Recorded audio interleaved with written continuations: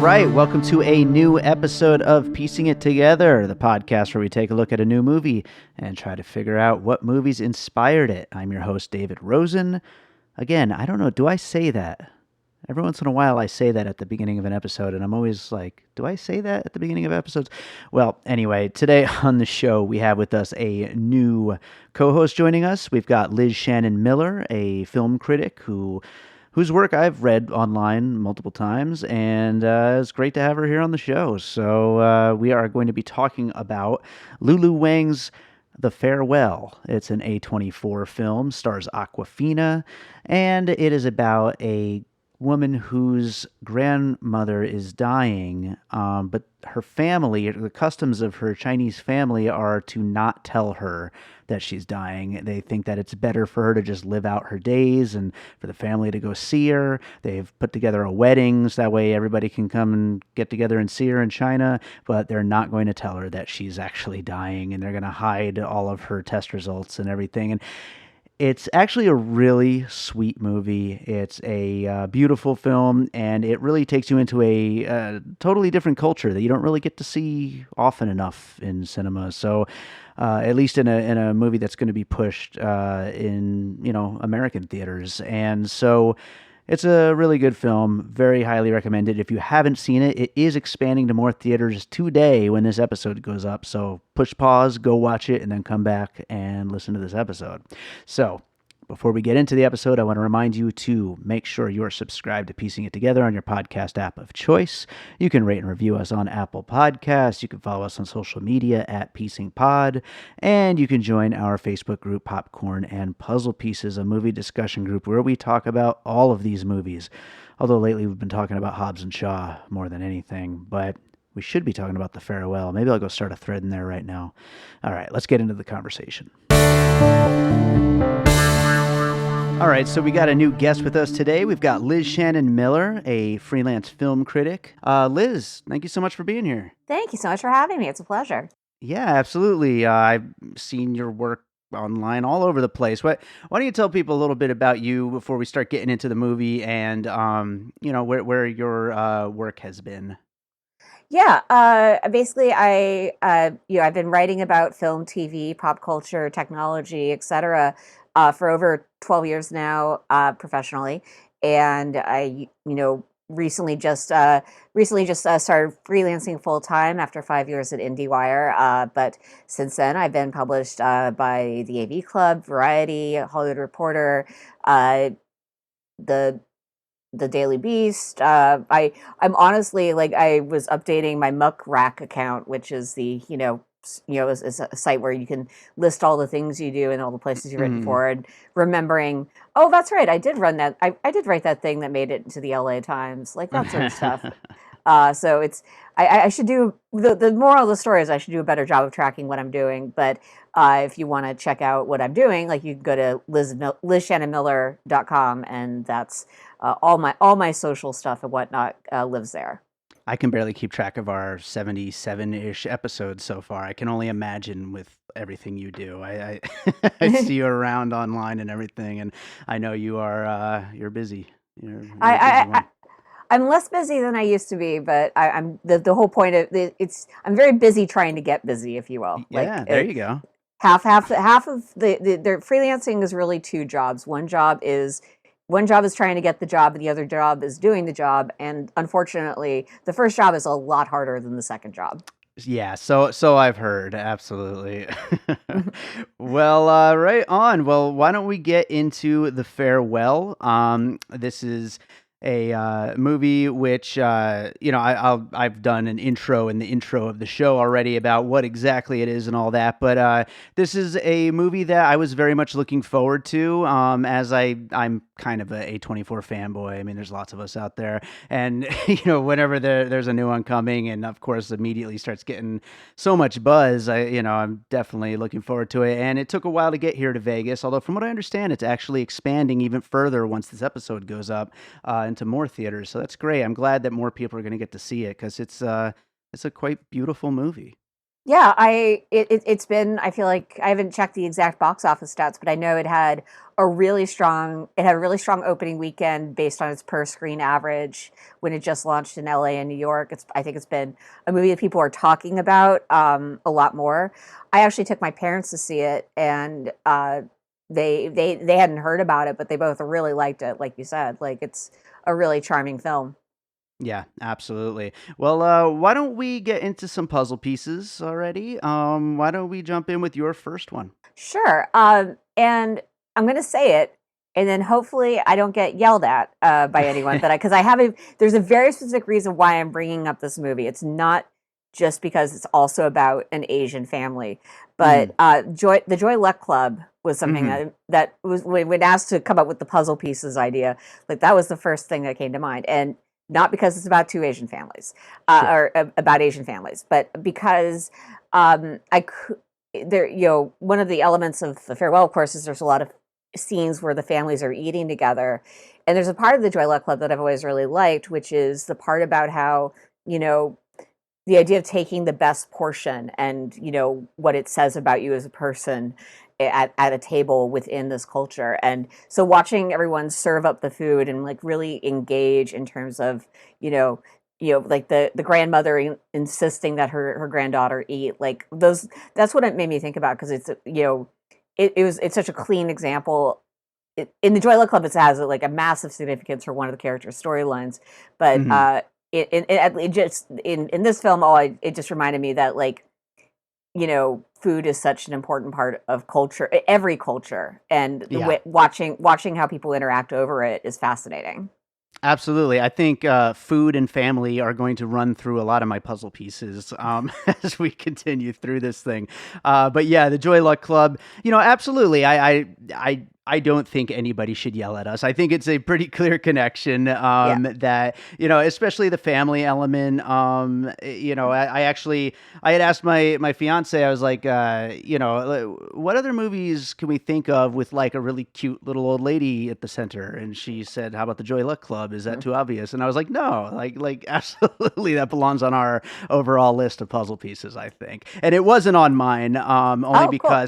only because I haven't seen it in a million years. I didn't feel prepared to talk about it much, so I'm glad you brought it up. Yeah. So, right on. I will go with my first puzzle piece, which, like I said, there's going to be food involved.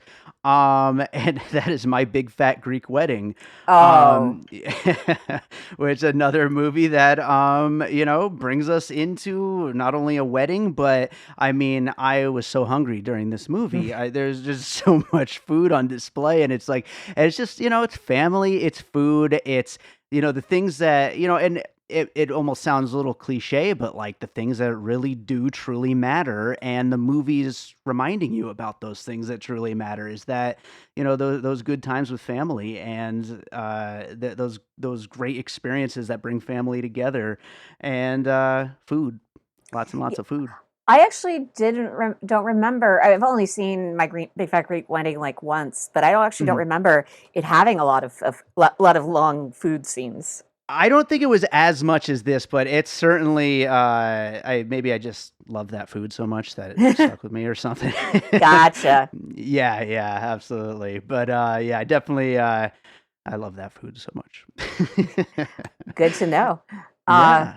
so another puzzle piece for me, and I think it's not the cleanest connection, but in terms of the fact that, like, as the film opens with, based on an actual lie, I was reminded a bit of the beginning, the earlier parts of Catch Me If You Can, Mm, specifically how, the character of Frank is, he sees his father lying constantly. And mhm. his father is a con man, much like he'll eventually become. But a lot of those lies are oftentimes like they're like nice lies. They're like Right. lies to make people feel better. And Mm. there's a part there's I'm not saying that there's a con involved with the farewell. Like, it's a very different sort of thing. But I feel like there's, you know, we think a lot, we talk a lot about like the idea of truth versus fiction, telling the truth versus telling a lie. and the question of whether what makes a good lie, like if it's is it is a fascinating one. I think there are parts of Catch Me If You Can where like the story that the idea of like Frank being able to tell a story about his life versus actually telling the truth about it. Hmm. It's he's trying to make things better. He's trying to not cause. He's trying to make his world a better place, if only in his own head. Sure, sure. Absolutely. Yeah, that's actually I think it's a great example of that. I was trying to think of a movie where, like little lies, but I couldn't quite think of a good one. And I think that's a great example of that where one of the main characters is, telling little lies. And I mean, really there's so many, lies, and I don't really know outside of this movie. I think one of the interesting things about The Farewell is that it's taking you into this different culture that, maybe we don't really, know so well. And I don't know for sure how prevalent this is, but it seems like, everyone in the family is, kind of tells little lies here and there, left and right. And they're always not, like you said, nice little lies. Like they're not like big, they're not cons or anything like that. It's always just sparing people, the knowledge of potentially, bad or troublesome or hurtful things. Yeah, I think the movie does such a beautiful job of really setting that up in a way where it's not just it's like the concept of the big lie that's going to be told is not under is really nicely you know set up, as I just said. Sorry, I'm repeating myself, but it's set up in a really nice way by those earlier sequences when Billy is just constantly like saying, "Oh yeah, everything's fine. I have plenty of money. That Hmm. fellowship's going to come through, no problem." Like Yeah. and then when she finds out about the big lie that's going to be told, like it's almost it's not that she's hypocritical, but it's definitely a fun moment, or not Yeah. a fun moment, but like it's a fun connection that gets made in a very nice, clean way. Sure, sure. No, that makes sense. Absolutely. Well, I'm gonna go with my next puzzle piece then, which is it might seem like a little bit of a stretch, but it kind of ties in with what we were just talking about there. Um, it's the Michel Gondry, Charlie Kaufman film "Eternal Sunshine of the Spotless Mind," Oh, and the reason I'm bringing this one up is because um, of course, there are different reasons here between the two movies. In The Farewell, they're telling a lie of just not telling the grandma that she's dying of cancer, so that way they can all just be together and have more happy times together, and not dwell on the bad. Where in Eternal Sunshine of the Spotless Mind, they by the end now have this knowledge of all the bad things that could potentially happen to their relationship, and they choose to just go with it anyway. And it's that I think that's like a beautiful thing of that, knowing that there's something, bad and painful, down the road, but going with it anyway. And that's the connection I made between the two. And like I said, it might feel like a little bit of a stretch, but I thought that that was like a really beautiful, hopeful thing to just kind of, know that there's bad down the road, but just forget it. What's important is that we have good times now. of course, yeah. No, I think it's a solid comparison. I think like it I think would also another nice connection is the fact that you know is kind of a tonal thing, like that kind of bittersweet Hmm. situation. Sure, absolutely. The score, even I think, kind of in a little bit recalled the Eternal Sunshine score a little bit at times. Yeah. So, what do you got for your next puzzle piece? I It's a little silly, Hmm. but I think that this movie does a really nice job of even though like the the older women in the film are not the central characters. I think this movie does a really good job of making them feel like real people, much like that great classic of American television, The Golden Girls. Um, Nice. and I feel like also, and I think there, a lot of the movie's comedy does really come from the things that Nene says. Um, Nene say that came out weird, but the things that Nene says are funny, but they're not funny in a, oh, isn't that, is what a silly old woman sort of way. No, she's very much a real character. She very much has Hmm. her own life. I also we getting in a bit in the spoilers, but Which is fine. We yeah, always expect people to have seen these movies. great. But in this, I really like the scene where Billy talks to her great aunt about like, oh, what will happen after you should be with your husband and take care of Nene. Instead of taking care of Nene, or rather, you should have your own life instead of just taking care of Nene. And Hmm. her great aunt's like, no, I've got it all figured out. My husband will retire eventually, and we'll be together, and like, we'll travel. And it's just like, sounds like her great aunt has is going to have a life. Like I love that concept. That's great. That's great. And she's a great character. And it's funny. I was trying to think of more little old ladies, in Yeah. movies and stuff. And I thought of B. Arthur, but I didn't like immediately think, oh, I should put Golden Girls. But absolutely.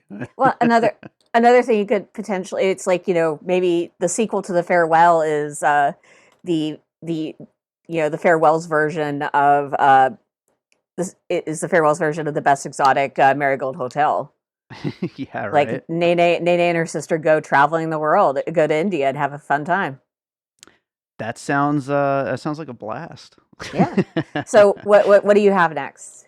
So for my next puzzle piece, I'm bringing back things to kind of obvious surface level comparisons here. But Crazy Rich Asians was such a huge phenomenon. What was that? 2 years ago, I think. Right. Yeah, and I think it's kind of impossible, even though it's so surface level. I think it's impossible not to look at that as a little bit of an inspiration. This almost in a way being like there's this mega huge version of let's really try to push a movie by a Chinese American filmmaker, and showing different culture and everything like that, and this being like a little bit more indie of a version of a story of that culture change, and a story of centered on a wedding, centered on, again, wedding and family and food, and all that stuff, which was big parts of that. I feel like this is, in a lot of ways, it kind of draws from a lot of the same kind of experiences. Yeah, I see that. Um, and kind of piggybacking off that too, I think one thing I'll go to my next puzzle piece because for this element, I Hmm. mean, both Crazy Rich Asians and this film were both shot in in their actual locations, and I Hmm. found The Farewell was shot in China, and in large part, and the parts of it that were shot in China, it's not like glamorous China. It's Mm. it's kind of this industrial kind of worn down area of the country, and it really reminded me of the Full Monty and other like films set in like kind of industrial Britain, Mm. and in like just kind of like that kind of like gray overcast, not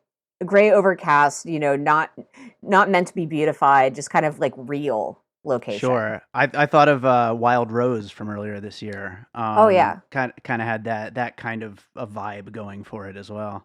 Yeah. I mean, not gritty, but just like, not, but like definitely kind of real and non-glamorized. So kind of the, Exactly. in this respect, kind of the polar opposite from Crazy Rich Asians, which is all about beauty. Sure. It also Absolutely. That it also set in a completely different part of Asia, so it makes Yeah. sense. Yeah, absolutely. But yeah, no, that makes total sense though. It's like kind of the opposite in that respect. I like that. That's cool. And and to that piece again, another point about that, I found it really interesting that when they would jump back to New York, it almost couldn't tell sometimes. It's just city. It just kind of seemed like city area. Yeah. No, it's like, I mean, in some respects, a city is a city. Yeah, exactly. It's a city's a city, and the people there, they have different culture, but it's not all that different really, and I think that kind of ties those things together in an interesting way. Um, so I'll go with my next puzzle piece, Sure. and that is, I think that this film, in a lot of ways, more than anything, it's kind of like just like a really kind of feel good family comedy. I mean, yeah, at the center of it, there's a melancholy, at the middle, but really, it's about the happiness of family. And I thought of Little Miss Sunshine, and which is such a like such a stereotypical, feel good family comedy kind of thing. And I just thought of that, and that idea of, through everything, family shines through, no matter what, either hard or difficult or crazy situations the family goes through. It's a movie that its main like kind of thesis is to show that family can really bring out the best in everything, and really bring people through all that hardness. No, I think that makes a lot of sense. And actually, I'm glad you had a good example of a family dramedy, because I was kind of blanking. I honestly, like, I wrote down Downton Abbey. Like, but the thing I like about Downton Abbey, the thing I like about, and the thing I really like about you bringing in this Little Miss Sunshine is that, you know, it's a fairly large family. There's different ages, different relationships throughout everything, and they're all really well defined. Like, Billy has a very different relationship with her father than she does with her uncle. Her uncle and her father like really feel like brothers, and the scene where they're all drinking with their mother, like, it's great. Like, Mhm. I think, like, you know anytime you do anytime someone does a story about a family, you can tell that the really smart people are the ones who sit down and they make a chart and they have every character on it, and then they just draw lines between each character and ask, like, what do these people do when they're alone in the room alone in the room together? Like, who are these people when they are just together? Mhm. Yeah, So absolutely. And yeah, there's so many of those lines drawn between these characters. We get to see so much interaction between this family. And we get to like really kind of know all of them, and how they all interact. And there's it's cool that you get to see so much of the family and get to know so many of them. And I there's a lot of there's a lot of fun from the main scenes of them eating at the restaurant, to whether it's just like Billy and her grandma, which are, of course, some of the best moments of the film. yeah, and I feel like they did a this is just a kind of a tangent, but something I was thinking about. This brought to mind, the couple getting married in this film, Mhm. and the poor bride and her inability to she doesn't not speaking not speaking Chinese, like, she doesn't know what's going on for the most part, Yeah. and she has to, and her now husband has to translate for her. Um, but I really like the fact that they made a they made she made the filmmaker made a clear choice to not translate any Japanese, or rather, not provide subtitles for any Japanese. So it's very much like you're very much in the perspective of the central family, and Yeah. and I feel like it's something where, like, I'll want to, like, check out the movie when it becomes available for home video or home video distribution, just to see, like, if, subtitle wise, like, you can put the subtitles on and see, and have it just be, will the caption just read speaking Japanese? Right, right. Yeah, uh, that would make sense too for them to do that, because yeah, I mean, to really truly keep you in with this family. This family is your that's what you're here for, yeah, you know? yeah. Yeah. Also, it's been I a think while that's great. since I really I went to a theater to watch a movie with subtitles, and Mhm. it was actually, and my mother is a little hard of hearing, and she does wear hearing aids, but most of the time when they're watching stuff at home, they'll watch it with the subtitles on, and or the closed captioning. And so, like, it was like a nice reminder of, oh, that's right, really, for people with hearing issues, sometimes, foreign movies should be far more popular.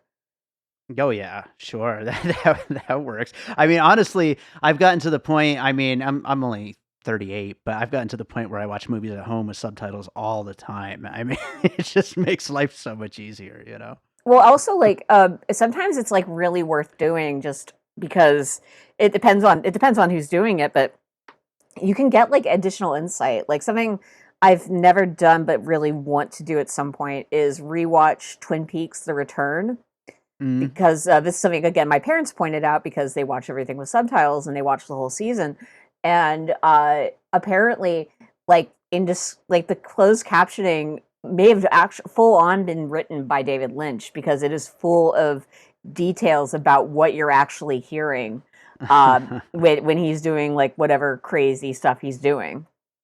That's great. Yeah. So That what a great idea. yeah. Well, did you have any other puzzle pieces? No, I think we've gotten over a lot. I mean, I think this. I know that sometimes your episodes can go a little longer. I was looking at Mhm. your Once Upon a Time in Hollywood episode, and I saw it was an hour. Oh Um, yeah, sometimes they get up there, but sometimes yeah, if we get in, we get out, we get what we need to say in there, you know. yeah. Well, I think also like whereas Once Upon a Time in Hollywood, like you could probably take this approach to discussing it for more than an hour. Like it's Sure. there's so much that Tarantino packs in there. Like this is I think this is a very simple but very beautifully done film. Yeah, it's a sweet movie. You know, like we said, through a lot of these puzzle pieces, which I'll read down the list here actually, and then we'll go into talking some more closing thoughts. But yeah, the finished puzzle is the Joy Luck Club, My Big Fat Greek Wedding, Catch Me If You Can, Eternal Sunshine of the Spotless Mind, The Golden Girls, Crazy Rich Asians, Full Monty, Little Miss Sunshine, and we'll throw Downton Abbey in there too while we're at it. Yeah. Um, but yeah, no, a lot of like just sweet family stuff. I think family and the importance of kind of being in the moment really is like what I think that this family is kind of teaching through the message of the film. And again, not to approach it in a too cliche of a way or anything like that, but I mean, it really is a film with a message, that it's trying to impart on you, by the time you've walked out of the theater to be like, oh, I need to spend some more time with my family. Yeah. You know? No, Really does absolutely. seem that way. So, do you have any other thoughts about the movie before we wrap it up? I mean, I'm just getting a little teary thinking about the ending because gosh, it's basically when she's waving at the cab as it drives away. Like Hmm. my grandmother passed away. My last grandmother passed away several years ago. Oh, But she would do that. She would wave as we drove away after a visit. aw, So that really hit home for me. that's sweet. Yeah, I could imagine because that scene that was beautiful. That was Yeah. absolutely beautiful. Yeah, it's a charming movie. Yeah, absolutely. I had one other thought, and that's while I was trying to put my puzzle pieces together. I, Sure. I was I was thinking of the scene where she's the Nine is teaching Billy the move for Oh yeah. releasing negative energy and everything. And I was thinking about how she kind of, I think she might hit her once, or something, and she calls her stupid child and stuff. And I actually thought of Yoda in Star Wars training training Luke Skywalker, and it was just a thought that I wanted to throw out there just No, because I that's thought it that's was I think silly. no, but it is funny. Um, Yeah. I wonder if it works. I haven't tried Nene's moves yet, but maybe they do get out the bad Yeah. energy. Who knows? We might have to try that after we're done recording this. Absolutely. What and the one other thought. Again, I was trying to think of puzzle pieces while I was working it up, and I was thinking about Aquafina's performance. And quite frankly, she's someone who I never really. I never. It's not that I didn't like her. I just never really was into her whole thing very much. Mhm. And it's just interesting seeing her take on a much more grounded, much more emotional role. And so I was just thinking of other kind of comedic and out there actors who went on to do more grounded roles. I was thinking of maybe like an Adam Sandler film or something like one of his PTA films or something like that. But I think she does a great job though here, really reining in her persona, and there's still shades of her being wacky and all that stuff. But really doing a great job with a dramatic role. Who's another good comparison for that? One Marshall Mathers, Mm, who actually does. yeah. I mean, it's like I think Eminem had a far shorter road to cross when playing in 8 Mile, but he definitely. Hmm. I think it's similar to what we're talking about, where it's like Yeah. with the right director and the right actor can really deliver something outside of everything you might expect. Something tells me Aquafina would love that comparison. Um, I mean, who doesn't want to be compared to Eminem? That's basically yeah, my life right. goal at this point. Nice. Well, do you have another movie you watched recently you'd like to recommend? Oh goodness. In theaters or just at home? Really anything, All any movie right. you've watched recently. I confess that I've had this. I've been covering the Television Critics Association press tour for the last 2.5 weeks. So I'm. It's been a while since I've really dug into movies. I will say though, I went and saw Spider-Man: Far From Home again, and I liked it a lot more than the second time. A lot more the second time. I thought it was great. Um, Also, I have this. I got an A-list membership because who doesn't like to go to the movies as often as humanly possible if you can? Love A-list, And absolutely. one thing that AMC did recently was for the 30th anniversary re-release, Do the Right Thing. And you know what? Oh, Do the Right nice. Thing. Pretty good movie. Pretty good Yeah. movie. Not shocked. I'd seen it before, but it'd been a really long time, and getting to see it in the theater was great. But yeah, I think like it was great to watch a movie that I hate the fact that we can call it a classic and it was released in my lifetime, but Right. it is a genuine classic and worth revisiting if you haven't in a while. Yeah, it's actually been pretty high on my list of movies that I'd love to revisit. I haven't seen it since I was a kid, basically. I mean, or at least early teens. And I would love to watch that again sometime soon. That would have been great to see it in the theater. Yeah. Well, right on, Liz. This was great. I want to thank you for being here. Can you tell the listeners where they can find your work again? Yes. Basically go to lizshannonmiller.com, which is kind of just, it's got links to my Twitter. My Twitter account is at Lizlet. That's Lizlet. What else? Oh, well, I have a Twitter account devoted to the movies I go see on a list, thanks to the AMC A list. It's at Liz Abuses A list. And Nice. for my first month, I was actually pretty consistent. I managed to, because you get 3 free movies every week, so I maxed that out for a solid month. Oh, wow. Because I was like, I need to have like a upside to being a freelancer. Going to see a Hmm. movie in the afternoon if I'm waiting on emails, that seems like a good plan. So I've been less consistent with that recently, just because, as mentioned, I just spent 2.5 weeks doing nothing but caring about television.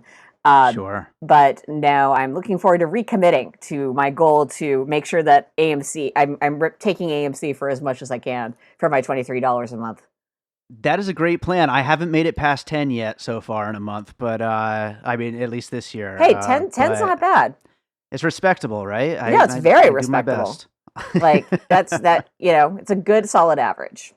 So, you know what? Before I let you go, this is completely random and a total tangent, and I might cut it out, but are you going to Sure. sign up for the Regal one as well? No, I don't have any Regals really near me, but I live basically with either walking distance or very easy bus ride to 3 different AMC's. So Oh, wow, that's nice. Okay, yeah. yeah, because I'm on AMC. but we get more of like the indies at the Regal near us. And so I'm constantly still having to pay for movies, if I Yeah. go to the Regal. So I'm debating whether or not I can make it worth it to sign up for both. I don't know. I We'll mean, see. the question is, if you got Regal, would you still keep AMC? Like, does I definitely would, because all the big movies I love to see in the Dolby, which is at oh the yeah, AMC. So it's like, I think I'd have to have both. And that's insane. yeah, yeah. But hey, Yeah. if you make it work, you make it work. This episode of Piecing It Together is brought to you by the Truth Be Told Hip Hop Podcast. Although a fairly simple premise, what makes the show compelling is the camaraderie shared among the hosts, Big UU, Rifa, and Black Todd. The casual and unstructured format of the show is akin to an organic conversation, the kind that hip hop fans usually have with each other, with plenty of strong opinions and off-the-cuff rants and debates. Add it to the different backgrounds of each host, and what you're left with is a good and entertaining mix of personalities and perspectives all in one place. Subscribe now to the Truth Be Told Hip Hop Podcast on your favorite podcast player. All right, I hope you enjoyed that episode. Thank you to Liz for being here for it, and we got lots more Piecing It Together coming your way. We have literally 7 episodes in the can right now. I think it's crazy. And we're planning on recording another couple this week. So yeah, lots more coming your way. So make sure you are subscribed on your podcast app of choice. And if you enjoy the show, you can rate and review us on Apple Podcasts. And you could just let us know what you think of the show. We'd love to hear from you. You can email me directly by davidrosen@gmail.com, or you could just tweet at us at PiecingPod, or join our Facebook group, Popcorn and Puzzle Pieces, a movie discussion group. So that does it for today. Let's leave you guys with a piece of music. What do I got to play for you guys? Well, I don't really have anything super sweet or anything from my library of music, but I do have a track called Home. The name at least fits, right? So why don't we play Home? This is from a free album that I put out called Like Ashes, which you can download for free on my Bandcamp profile, davidrosen.bandcamp.com. So this is Home. Enjoy it, and we'll be back with more Piecing It Together next week.